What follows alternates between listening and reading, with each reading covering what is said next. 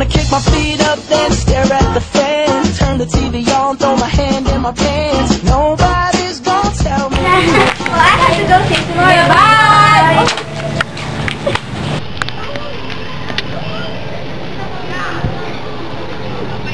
Okay lang po.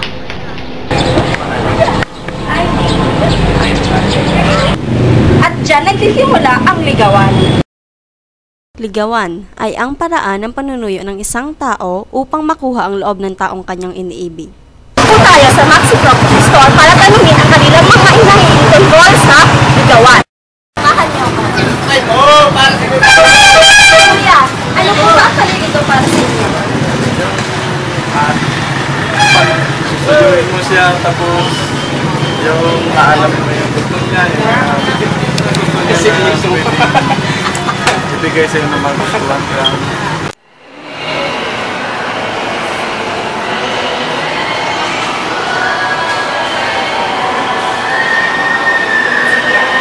Ano ba po ba nangyayari?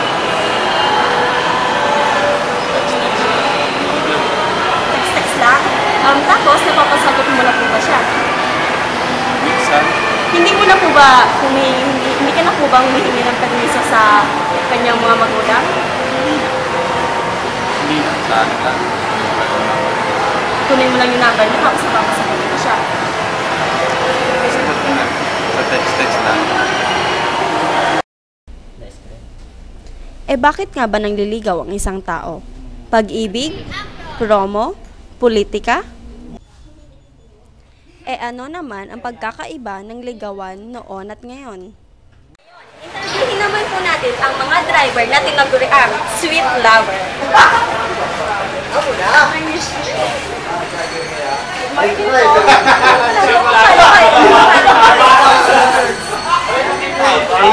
Yung sa panuhunan ko, late 90s.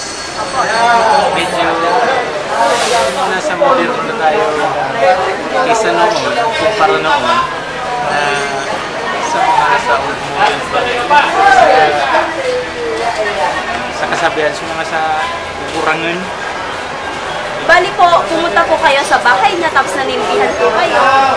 Hindi, yung mga sa old All yung mga sa old, dahil yung sa old kasi nagkitya ka ng kahoy Opo. na igib ka ng tubig. Opo. Yan ang mga sinaunang panahon.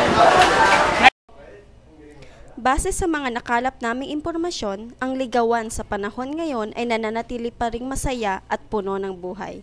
Maikukumpara ito sa pangangampanya. Kukunin ang tiwala ng mga botante, tulad na lang sa panliligaw, kailangan mo muna makuha ang tiwala ng nililigawan mo bago man kayo magkaroon ng relasyon sa isa't isa.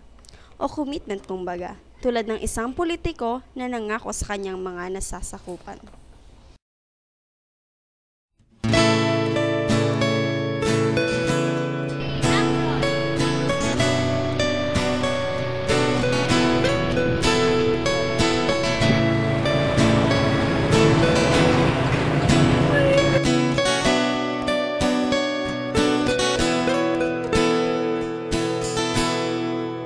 Naalala ko pa nung nililigawan pa lamang kita, dadalaw tuwing gabi.